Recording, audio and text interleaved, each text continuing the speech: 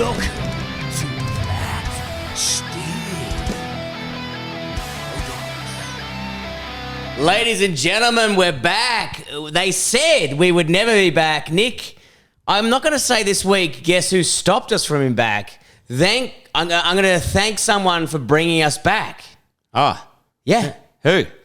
You today, you got me out of hospital 2 hours early and you didn't even realise. Oh, how'd I do that? I know, man. It was insane. So I've had some problems with my heart, which are all being cleared, but they're just doing a CT scan to make sure everything's fine.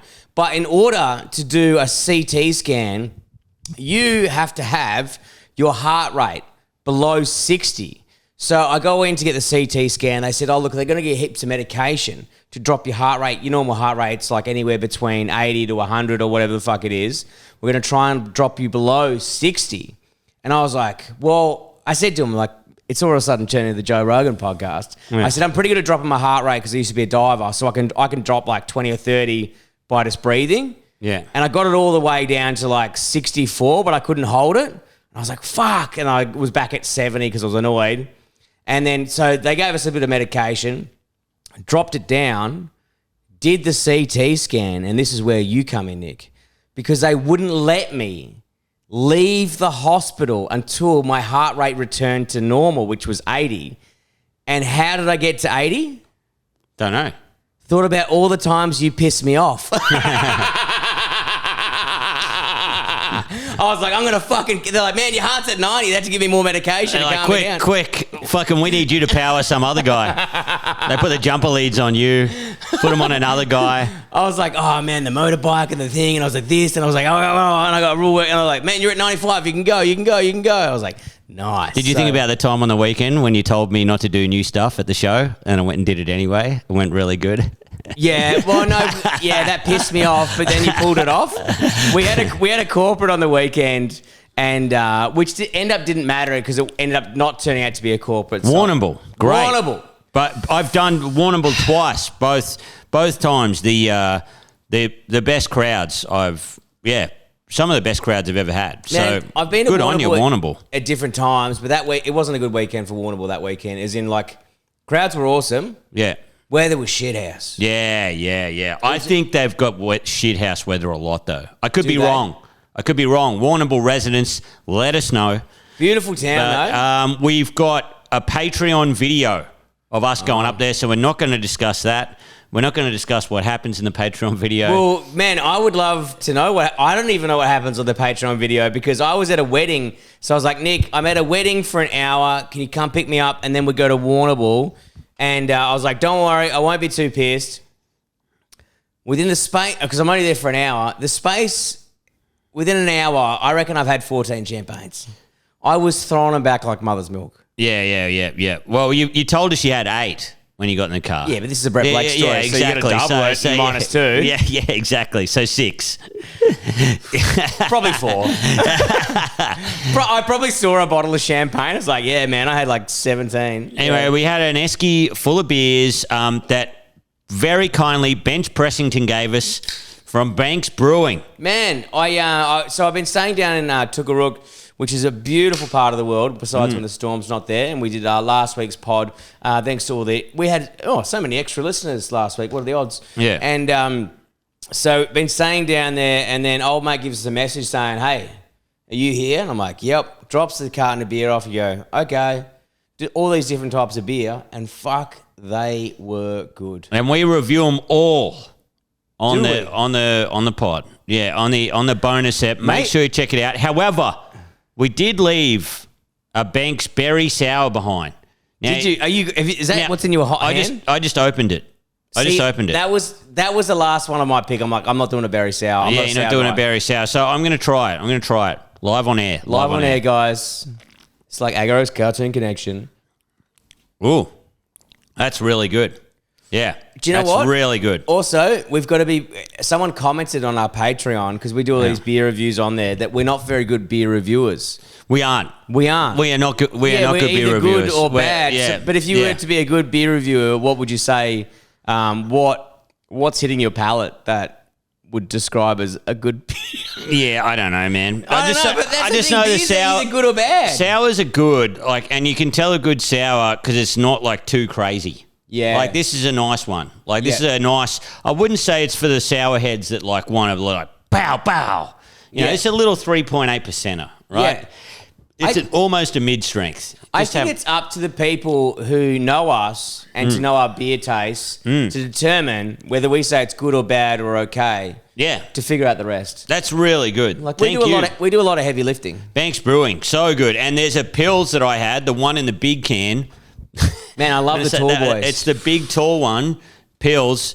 I think it's got Pils written on the side in big letters. Get that. It is the best Pilsner I've had in a long time. Man, it was banging. So good work, Banks Brewing. Thank you so much. And at the start, I'm a bit of now you want to go into depth with things. I'm a bit of a graphics nerd. Yeah. When it comes to beers, and I didn't like it at the start, but then it grew on me when I could see them all lined up together. Oh, yeah. You know when they like the ensemble? What, like all lined up empty? Yeah, they they look were great. empty. Oh, they all look great on the side of the highway. I They just all threw look them out the really window. good, just lined up open. And you're lined up on the ground? Oh, I'm sideways, Yeah, man. yeah. They Man, don't they look look good great. horizontal, but vertical, they look sick. Now, So, yeah, that was good. We got to Warrnambool, and, yeah, it was a good show. we had yeah. a great show, but Nick, we got to bring up the moment. Well, obviously, you did all new in a corporate, which wasn't a corporate, which I loved anyway, and you blew Yeah. the fucking roof off with your new stuff. So make sure you go check out Nick's new show, Meet Oblong. But the moment, so I don't know how to. So there's a guy on stage. What was his name again? Who? He had no arms. Oh, Billy the Bandit. Billy the Bandit. Billy the Bandit. Bandit, all the way from Warrnambool. Great comic. Never So seen good. him before. Fucking destroyed. I wish I could remember the other guy's name as well, but it was the other guy's second time.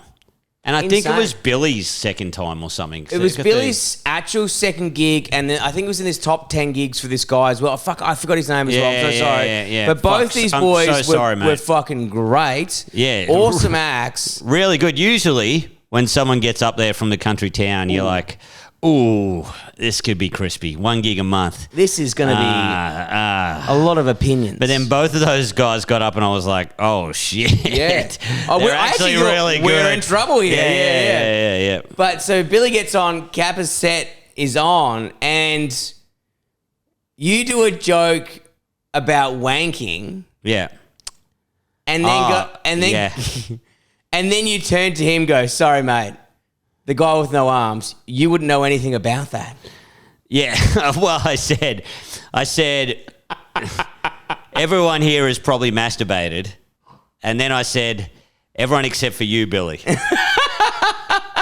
And man, speaking of heart beating, like there was 1 tiny second of silence. Oh, yeah.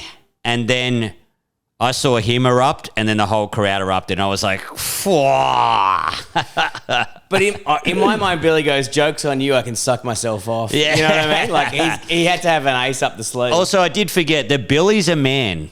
Where there's a will, there's a way. Oh, dude. You know, like It could be, between two mattresses. There's always a way. There's a way you're going to like, man, and also like it ain't like the 90s where we grew up. yeah. There's pocket pussies and shit. You know what I mean? Yeah. Suction cups. You're fucking laughing. But yeah, awesome night. Aiden, who put the show on, great bloke. Great guy. Really, really good. He was great as well for a guy who does a gig once a month. Man, he was really good. I always say the most stressful gigs, if you're from a town Yeah. and you got to do a like kind of new every month, Yeah. it's so fucking stressful. And he had to MC. Yeah. That was a hard job. Anyway, it was a great night. What do you do for a living? I work with you. Fuck. You know what I mean? Like you can't Yeah. even go to crowd work. Went to town, went to the RSL, man. That was crazy. RSL had chicken Kiev, which I'm not saying it gave me diarrhea. I'm just saying the next day I definitely did have diarrhea. Yeah. I had T-bones and the plum sauce. I don't know where they got it from. I said it tasted like toilet duck. I don't know why. And they had the karaoke going, and I was like, Nick, you've got to do it. And you just went out there and is it? Were you singing Cream? Copacabana by Barry Manilow. Copacabana. And there was like no one there. The videos were up on the Instagram, and there's just all these horny old ladies at the back, like, "Oh my god, look at this!" It was so fun. And there was no one in there. It was crazy. Best night. But then we go to this bar after the gig, and I wanted a nightcap. Big Daddy loves a red wine. I go up there to the bartender, and it's like this limestone building or some shit. And I said, "Oh, can I just get a glass of red wine?" She looks all flustered, and I go, "Oh, there's no glasses, whatever." She gets a dirty glass off the bar, goes up to the tap, rinses it, doesn't even rinse the outside, rinses it, flicks it in the sink, puts the red guy. This is a fucking $18 fucking glass of red wine as well, and starts filling it up. And I said, "I'm sorry, have you cleaned that glass?" And she's like, "Nah, there's no clean glasses around here." And I was like, "Well, I don't want to drink out of another glass." And she goes, "Oh, I'll go clean another one." And she did the same thing. And before she poured, I said, "Man, I don't want to sound like a princess, but I can see lipstick and fucking shit." I was like, "Can I just have a clean glass?" And she's like, "We got no clean glasses around here." I was like, "Well, then close the fucking bar down." And then she ended up getting I was like, "What about that martini glass?" So she got a cold martini glass out of the fridge, which only holds like 100 ml, and then charged me full fucking price.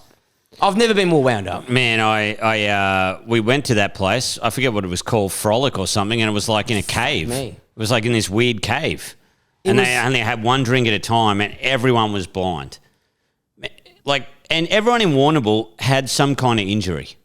Like they always had a cast or crutches or something. Yeah, you're bored. There was a lady in the audience, and she had one of those. She had something like a cast around her leg. Yeah. And you kind of get those things now where they're like those little skater wheelchairs. Yeah. Where you put the like handlebars. Yeah. So she was there.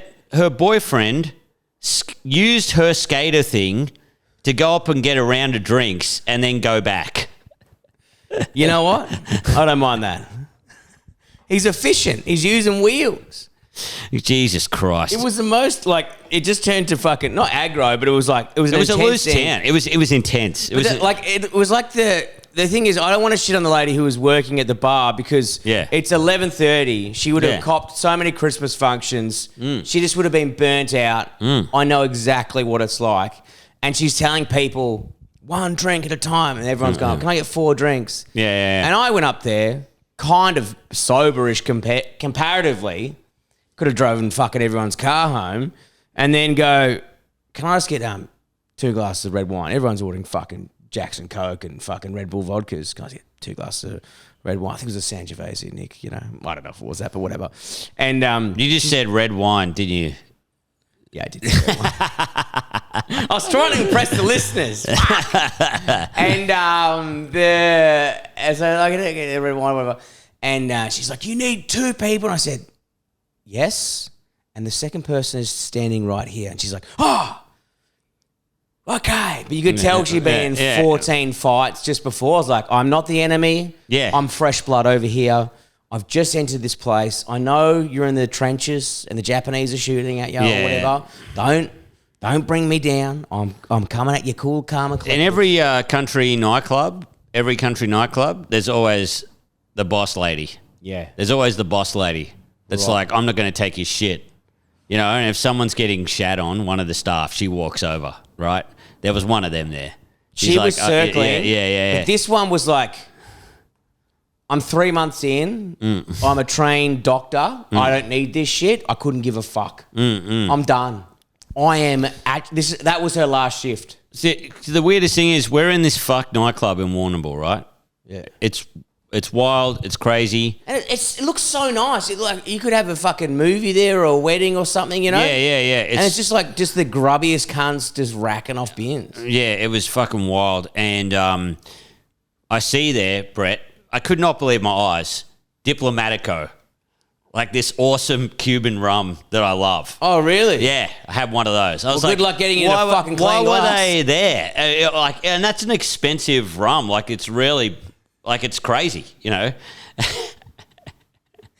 And it was $12 for a shot. I could not believe it. That is so cheap. It's $20 in Melbourne. Can I then bridge? That made me laugh because today, surprise, surprise, I bumped into a friend. What bar did I end up at? Oh my God, you ended up at the Royal. I was at the Royal again today. Today?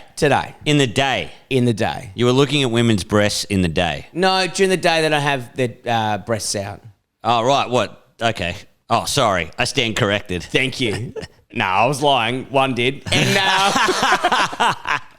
but I caught up with my friend. I bumped into him. I was like, we'll go. You bumped into him in a strip club? No. I bumped outside and we decided to go to the Royal. God, this sounds like a real meeting. Look, I'm a single man who lives in a tent. Can you just let me have this? Do you mean bumped into means you called him and said, do you want to go see some strippers? I called him. He couldn't hear me over cheers. And but I was sitting there. I've actually written down 5 of the best corkers I heard today. Like I have the best time there. So these are the best things that Brett's heard in a strip club today. Okay. Today. So this guy comes in and I'm sitting there. I'm just having a VB. This guy comes in. He's like, and he's like, the lady's like, yeah, what do you want? She's like, he's like, I'm just seeing your range of vodkas. And she's like, and I go, yeah, mate, Smirnoff or Smirnoff Blue. And didn't find that funny at all. And he's like, do you have that one with like the leaves in it? Like, the gold leaves. Yeah. The gold. And she's like, like the green leaves? He's like, oh yeah, nah. No, don't worry about it. We'll just get 2 Jacks and Coke. I was like, that teed me off. But there was this old guy. Now, the old guy, all right, here we go. Fuck. Here we go. So, old man, imagine the guy, have you seen, You're My Boy Blue? Oh, yeah. Like old school. Old school. The guy kind of looks like that with a bit more confidence. Now, he's been clearly day drinking since he's 12, and he is not aggressively, he is definitely hitting on the ladies. Yeah. But he is trying to do it in a way by impressing them, but also trying to say he's got money, but he's confused about time as well. So he goes, his opening line was like, just so you know, yeah, one of my best friends invented rubber shoes.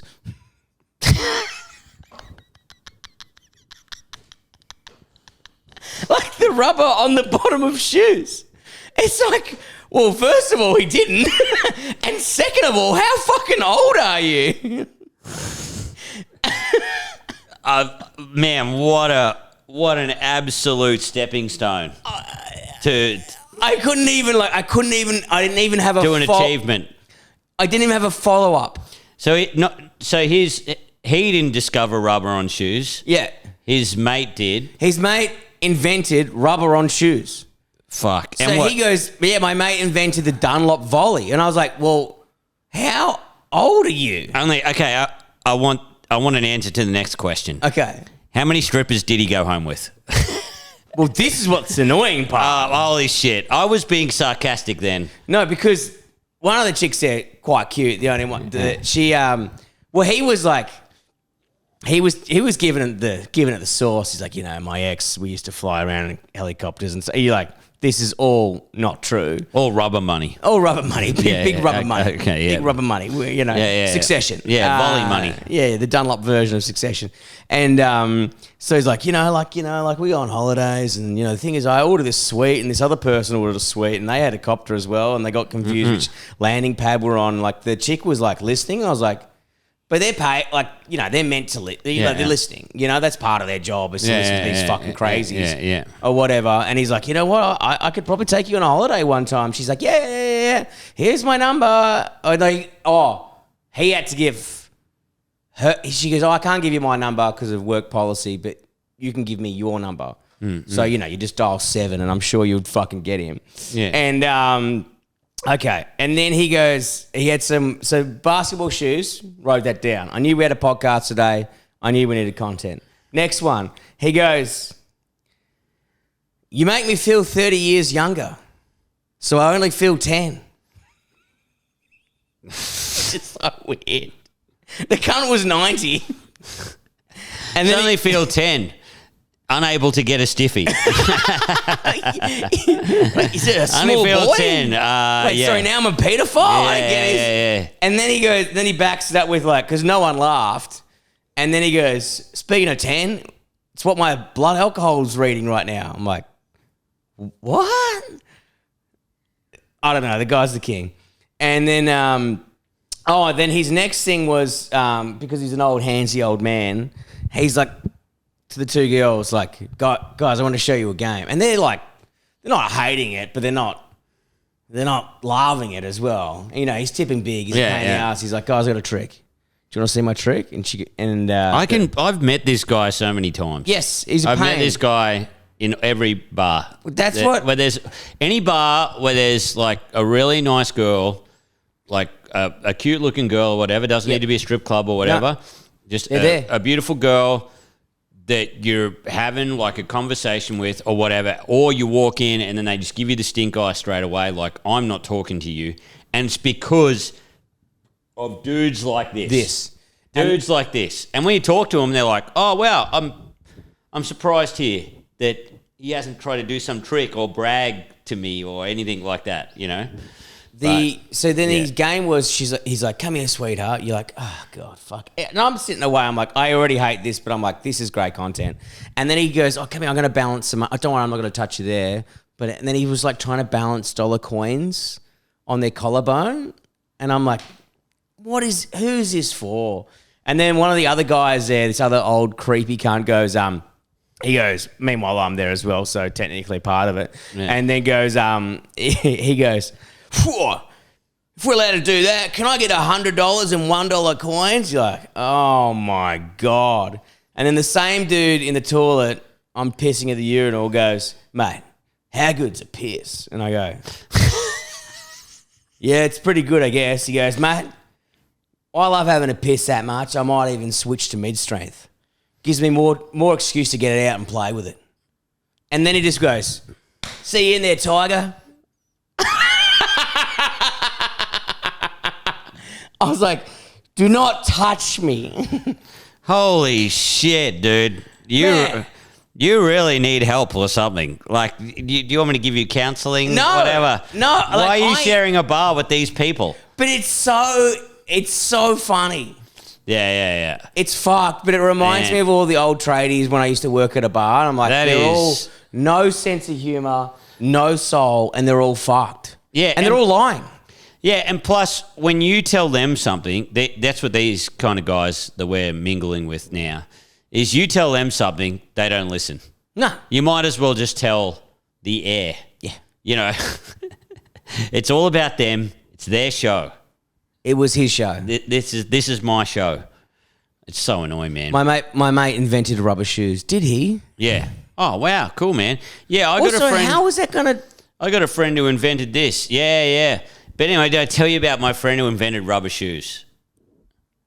So good, man. Insane. Man, that is so good. It's nearly as good as... It's not quite yet the guy with the Parma and the gravy. Remember that one? That was the king. Yeah. But it's up there. I don't know why I keep going back. Maybe the best one I have ever seen was when I first met my wife in Thailand.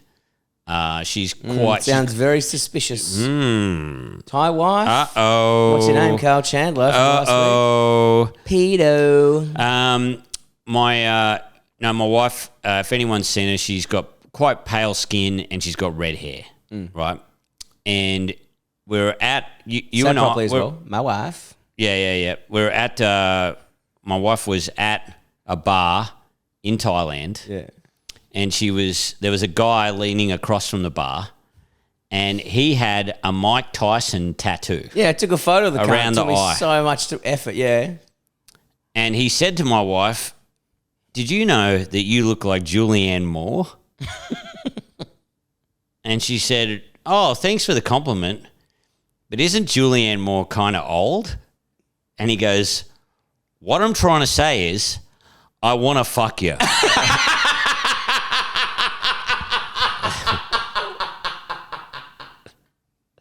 But the best part about that Read between the lines. I don't know who Julianne Moore is. What's her best role? Boogie Nights? Yeah. What is a man gonna do to get some pussy around here? Man. You know, it was the best. But the best part was on that guy's tattoo that he had on the side of his face. I got to find it. It was still red. It was like the scene out of fucking The Hangover. He just got it done last night or the night before. But he would have been on a boys' trip, and they would have been like, "How funny is it if you get the Mike Tyson tattoo like The Hangover, and he would have got it done. And then I reckon that was him on his night going, Yeah, what man. the fuck? I would love to know the stories behind those blokes that hang out at Thailand. I don't want to know any of their stories, and I don't want to know what's on They the would computer. have either made heaps of money, went to Thailand, get themselves into debt, then they got to go back, or they got an inheritance, they're spending all of that, then they got to go back, or they're in debt.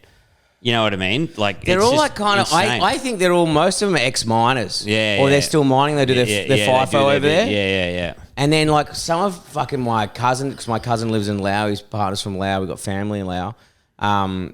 Work the mines, get the USD, and they just live there permanently. So, but then there's got to be some crook cunts who just hang out. But you can tell a lot of guys have, like white dudes over there, have lost a lot of money. You can tell how sad they are when they tell you how good it is.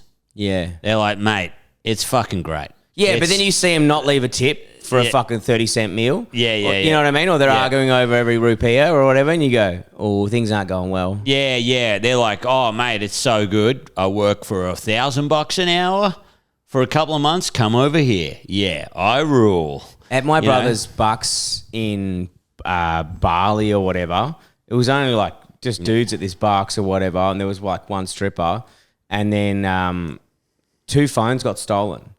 And everyone's like, oh, this girl's stolen the thing. I was like, nah, man. Well, number one, where would she put it? And it was the guy who was an expat. And because they're all prison guards, so everyone got fucking shaken down. And it was the guy, like, they go, we're going to shake everyone down in 10 minutes and no one's leaving. So decide what you want to do. Everyone's in it. Like, even us, we're all going to get shaken down, you know? And we're from the prisons. We'll check your fucking bum hole. And then 2 minutes later, phones came back. But I was like, it was the fucking expat cunt who'd lost all his money, was stealing phones. It wasn't. He was drinking, and I was like, he was taking it, like he was just taking shit that wasn't his, didn't bring anything. And he's like, oh, the first person to blame someone, I'm like, that's the person who's and he's like, oh, it's fucking the chicks here are dodgy. I was like, nah, I reckon it's the guy who's sweating and looks broke and is white. Yeah, also, it's just like big fish in a small pond. Yeah. Like, oh, I can't make it in Australia. What I'll do is I'll just step on everyone's feet in Thailand where everyone's really nice. Yeah. Or in Bali, you know what I mean? Like, I'll go there. I'll ruin everyone else's life. Man, I got a 10 grand payout for being run over. I can go live for 3 years in Thailand or whatever the fuck, like a scumbag. Now, Brett, I've got one more story. Then we gotta go. Then we got to go. Carl Chandler told me a story. Okay. Is it about me? Yeah, it's about you. Fuck. Do I have to get... I've already been roasted on the Dum Dum Club, which came out fucking yesterday or whatever. Carl told me this story. Now, you're kind of living in a tent. You're between houses, Brett. I'm in a house at the moment. You had your first day of work today. Mm-hmm. And Carl Chandler told me... The biggest gossip in comedy. Continue. Carl Chandler told me, because he's a Liverpool fan, that you said to him... Now, you are currently living in a tent, and you said, hey, mate, my grandma had a dream that Newcastle we're gonna beat Liverpool. I got $300. Good luck, idiot. Then he sent you screenshots of the score every time Liverpool scored. Incorrect. And then you lost $300. Incorrect. So, what my dead nan told me in a dream was that Newcastle are going to win 9 times in a row, and they've just got a new manager. They got great fucking money at the moment. So, I had a crazy bet that got me $100. So, I put that $100, and Newcastle were paying $3.95. Put $100 on $3.95, got $400. It was a lot bigger bet than he said. And then the next one, so what I was going to do is, doesn't matter what happened at $3.95, which turns into $700, $1,400, or whatever the fuck, however it works. I was going to bet 9 times in a row, no matter what happened. Lost it all on bet 2. Fuck! I'll be in the grave with me, Nan. But I started going, because I got the first one, which is like crazy odds. I was like, look at these fuckheads over here. And I'm like, and Carl's like, man, it's a pretty sketchy bet. Have you looked at the injury list? I was like, I haven't watched a game in 4 years. I don't give a fuck, cunt. My nan told me in a dream. Your nan told you in a dream. You're like, I got to do this. Yeah, it'll be funny. How can I go any lower? You know what I mean? Yeah, like, well, what am I losing? It's not my what am money. I losing? Yeah. I mean, I could have got it out, the $400 out or whatever. Had a nice meal, but that's the coward's way out. Do you think Elon Musk's gone ignoring his nan in his dream? I don't know if it's about ignoring your nan. You know what I mean? Are you talking about bad decisions? Yeah, I'm just talking about like decisions in general. Yeah. I mean, am I getting schooled on decisions now? Am I? Okay. All right. Well, just so you know, I've sold 3 shower beer holders today, so things are turning around. Guys. Oh, okay. All right. I stand corrected. Thank you. And speaking of which, we have our shirts on sale. This podcast comes at whatever today it is. You've got like 2 or 3 days due to Australia Post to get on top of getting shirts. Message Flatstick or Nick Capper directly. He'll send you his bank details and he will post them out this or next week so you have them in time for Christmas. And please. If you want a shower beer holder, they're still available on eBay. If you jump on my bio, Brett Blake, you'll see it in the link tree and you can buy shower beer holders that way. We've got about 80 shirts to get rid of. So what a great Christmas present. What a great Christmas present. Or New Year's. Who knows? Also, next week, make sure I put it up on the Instagram. Send us your Christmas yarns. Oh, yeah. Oh, best drunk Christmas story. What is your best uncle drunk said? Christmas story. What is your fucking whatever said? We're going to read them out the pod. DM us. Patreons get first preference. Yes. So that people in the Patreon, whatever, make sure you send us a voice message, DM us, whatever. Whatever you got. We will play them live on air. Oh, yeah, that's a better way. Send us to our Facebook, either mine or Nick's directly, because we never check our Flatstick one. Send us a voicemail of your story, and we'll play it live on the pod. So if you've got a good yarn, and please keep it under a minute. Like, trim the fat. Make sure it's punchy. Yeah, make sure it's punchy. Yeah, we don't want a 4-minute yarn. Keep it under a minute. Yeah. But guys, we're to go. Until next time, make sure if you're not on the Patreon, already get onto it. Until next time, keep it flat. Stick.